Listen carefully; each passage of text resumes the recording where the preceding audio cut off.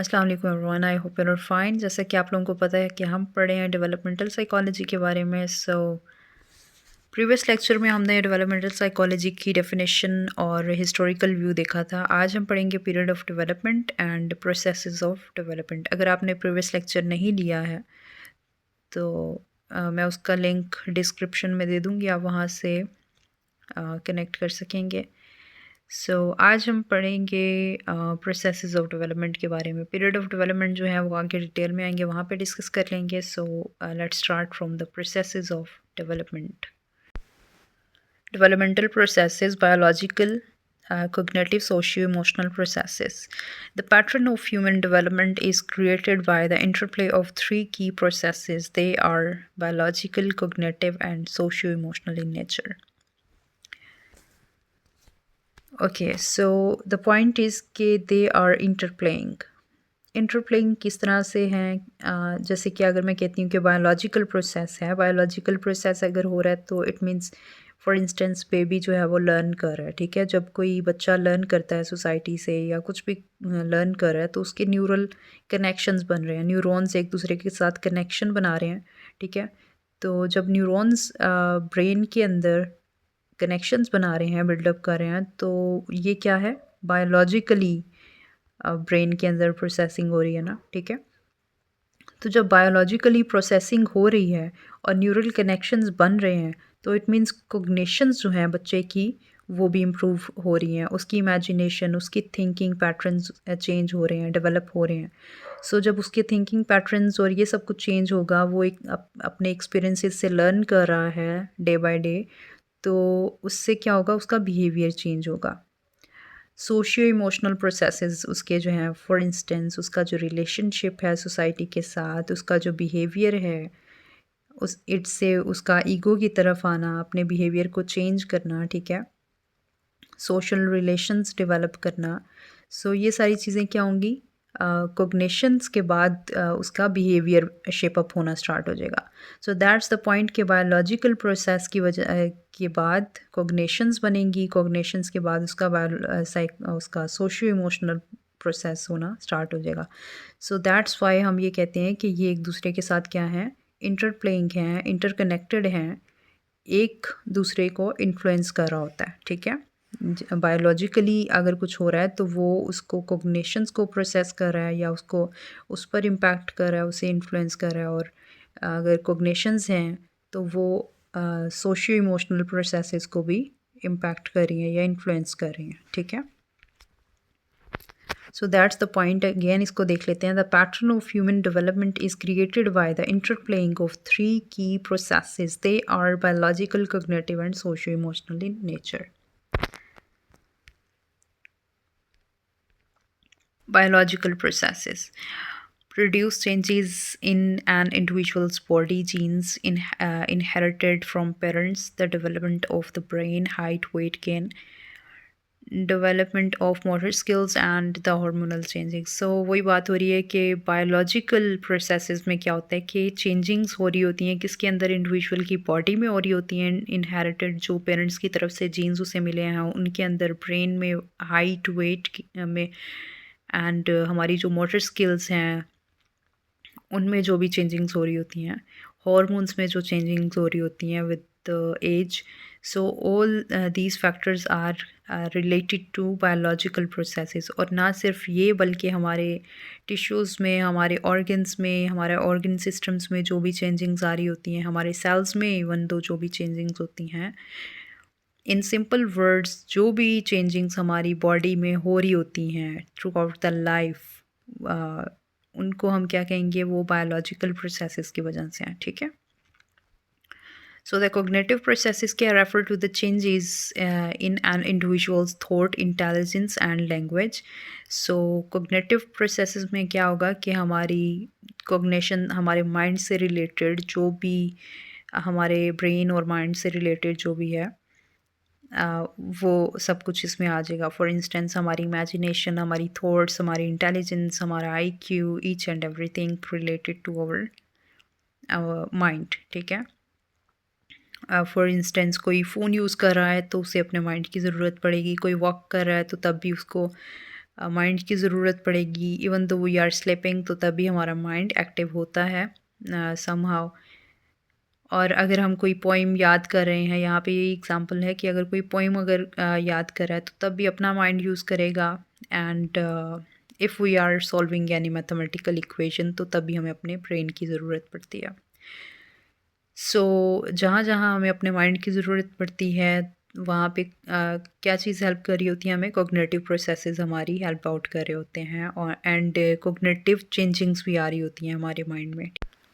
Socio-emotional processes involve changes in an individual's relations with other people, changes in emotions and changes in personality.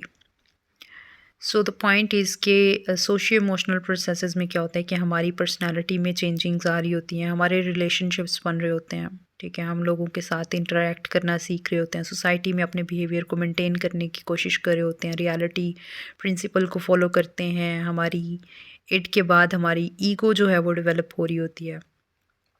So for instance अगर कोई mother जो है अपने baby को touch करती है तो वो आगे से रिस्पॉन्स करता है in the form of smile और जिस भी तरह से, तो ये क्या है कि वो अपना रिलेशनशिप सोसाइटी के साथ बिल्डअप करने की कोशिश कर रहा है और अपने बिहेवियर को जो है वो मेंटेन करने की कोशिश कर रहा है। सेम लाइक हम किसी भी बच्चे के साथ जो कि अभी छोटा हो बहुत ज़्यादा, तो हम उसको हँसा रहे होते हैं तो उसका जो आगे से रिस्पॉन्स होता है, जो रिएक्ट होता है, बैक स्माइल करना या लाफ़ करना या जिस भी तरह से, तो वो क्या है उसका सोशियो इमोशनल, यानी वो अपना रिलेशनशिप बनाना सीख रहा है सोसाइटी में। So that's the point.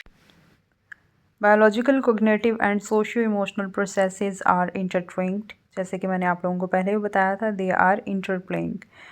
Consider a baby smiling in response to a parent's touch. अब क्या है कि the response depend on biological process. जो रिस्पॉन्स है वो बायोलॉजिकल प्रोसेस के ऊपर डिपेंड करता है, किस तरह से physical nature of touch and responsiveness to it, ठीक है। सो द बायोलॉजिकल प्रोसेस में क्या होगा कि फ़िज़िकल नेचर ऑफ टच जो है, मदर ने जो टच किया बेबी को, उसका जो है रिस्पॉन्स, ठीक है, वो किस में आएगा, बायोलॉजिकल में आएगा कि टच, क्योंकि सेंसरी ऑर्गन्स के साथ इसका लिंक है इसलिए। कॉग्निटिव प्रोसेसेस में क्या होगा, the ability to understand intentional act. अब जो कॉग्निटिव प्रोसेस क्या होगा कि हमारी बॉडी पे अगर किसी ने टच किया है या बेबी की बॉडी पे किसी ने टच किया है तो वो जो सेंसरी ऑर्गन्स होंगे वो मैसेज रिसीव हुआ, सेंसरी न्यूरॉन्स ने उस मैसेज को रिसीव किया और हमारे जो है ना उसको ब्रेन तक पहुंचाया, ठीक है।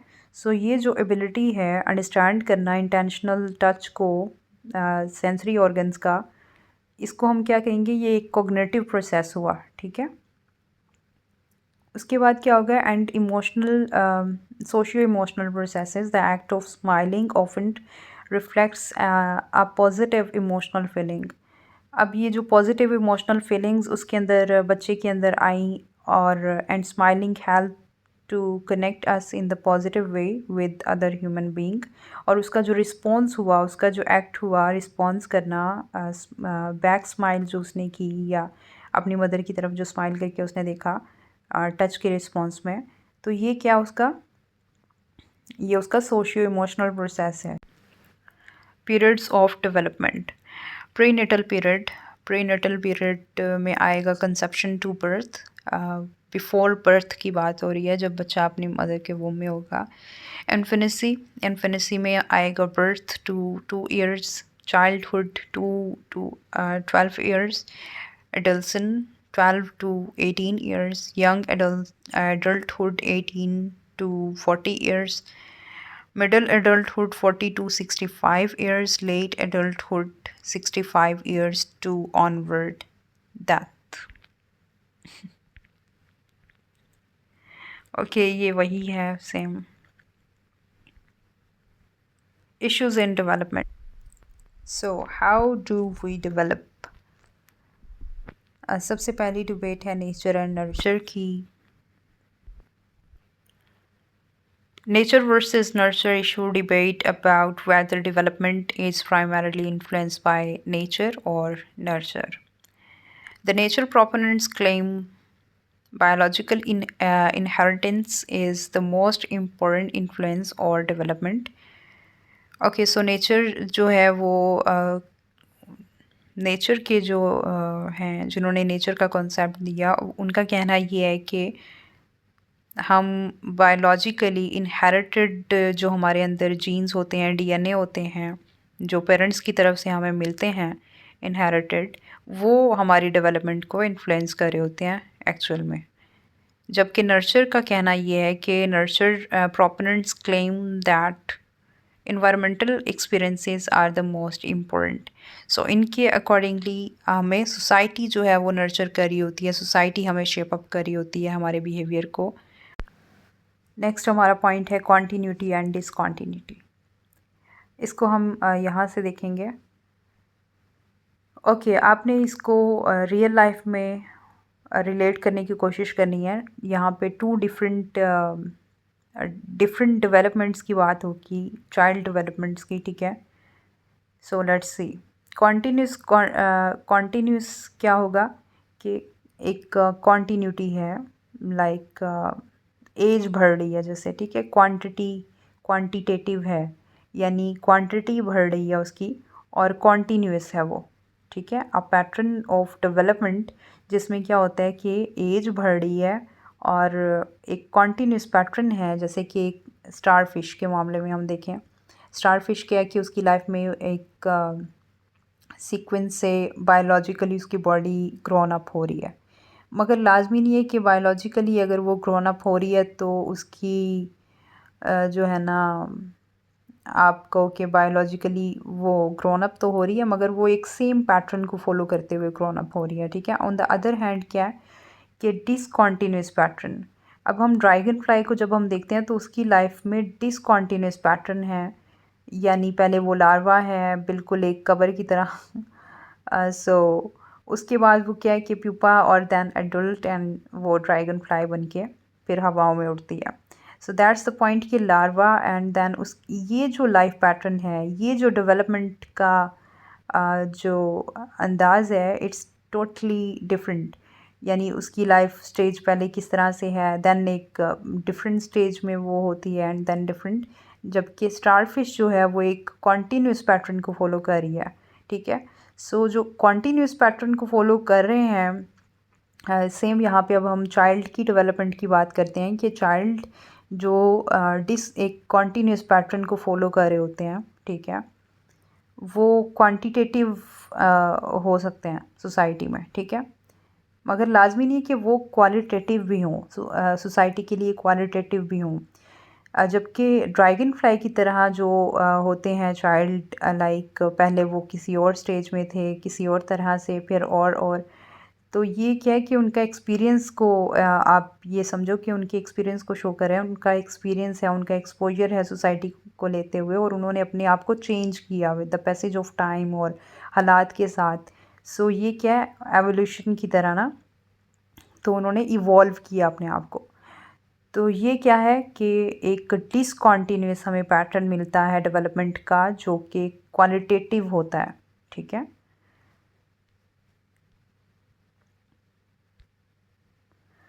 So the quantitative changes in the amount, कि अमाउंट चेंज हो रही होती है, एक साल के बाद दूसरा साल, एक क्लास के बाद दूसरी क्लास, दूसरी क्लास के बाद तीसरी क्लास, ठीक है। सो लाजमी नहीं है कि वो जो क्वांटिटी इंक्रीज़ हो रही है बच्चे की, उसके अंदर क्वालिटी भी आ रही है, क्वालिटी भी उसकी इम्प्रूव हो रही है, ठीक है।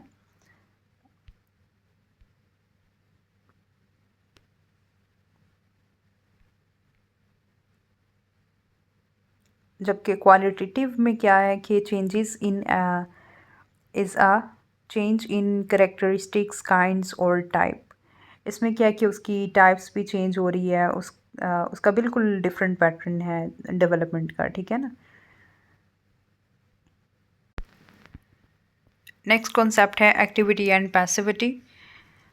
आपको पता होगा एक्टिव ऑडियंस और पैसिव ऑडियंस के बारे में आपने सुना होगा। सो एक्टिव ऑडियंस वो होती है जो कि एक्टिवली पार्टिसिपेट कर रही होती है सोसाइटी में और देख रही होती है कि कोई भी चीज़, अगर कोई नई चीज़, ट्रेंड कोई नया है सोसाइटी में, तो वो पहले देखेगी कि हाँ, ये नॉर्म्स और वैल्यूज़ जो हैं हमारी, उनके साथ कॉन्ट्रडिक्ट तो नहीं करा, इसको एक्सेप्ट करना चाहिए या इसके ख़िलाफ़ आवाज़ उठानी चाहिए, ठीक है।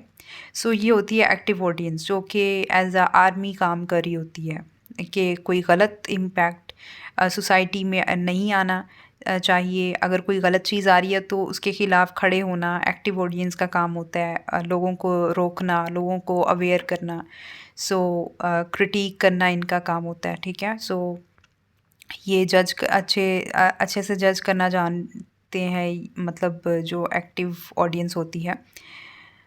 सो लॉजिक, रीज़निंग और ये सारी चीज़ें जो है एक्टिव ऑडियंस का काम होता है। उसके बाद आती है पैसिव ऑडियंस। पैसिव ऑडियंस वो होती है कि जो पैसिवली लेकर चल रही होती है हर चीज़ को। लाइक सोसाइटी में नई ट्रेंडिंग आई है, एग्जांपल दे रही हूँ, तो दे आर जस्ट लाइक वो इन्फ्लुएंस हो जाएंगे। अच्छी लगी है तो उनका काम ये है कि अच्छा लगे तो चलो जी, गो इन द फ्लो। सो ये काम होता है पैसिव ऑडियंस का। सो सेम हेयर के जब हम डेवलपमेंट में बात कर रहे हैं एक्टिविटी एंड पैसिविटी की, तो ये कॉन्सेप्ट यहाँ भी वैसे ही होगा कि जो एक्टिव होंगे चाइल्ड अपनी उस लिहाज से, तो वो एक्टिवली देखेंगे कि मुझे सोसाइटी की ये चीज़ लेनी है या नहीं लेनी, क्वेश्चनिंग ज़्यादा करना। एक्टिव जो होंगे, एक्टिविटी जिनके अंदर ज़्यादा होगी। और पैसिविटी वो है जो कि इजीली सोसाइटी का जो भी इन्फ्लुएंस होगा उनके ऊपर एज इट इज़, वो सोसाइटी का जो इम्पैक्ट होगा उससे इन्फ्लुएंस हो रहे होंगे, ठीक है। Early later experiences. नेक्स्ट है early late experiences issue. So इसमें क्या होगा कि हमारे एक चाइल्ड है, ठीक है, उसकी लाइफ में टर्निंग पॉइंट या उसका एक डिटर्मिनेंट एक्सपीरियंस कौन सा था जिसने उसकी डेवलपमेंट को इन्फ्लुएंस किया या उसकी डेवलपमेंट, उसकी ग्रोथ को बढ़ाया, ठीक है। ये ज़्यादातर हम इस चीज़ की बात हम किस में करेंगे, हम डिसकॉन्टीन्यूअस क्वालिटेटिव में बात करेंगे ऐसी, कि क्या है कि उसका चाइल्ड एक्सपीरियंस किस तरह से रहा, ठीक है, चाइल्ड का। Controversy regarding the degree to which early experiences, especially during infancy or late experiences, are the key determinants of child's development. So activity and passivity theme हम डिस्कस कर चुके हैं. Thank you so much for listening.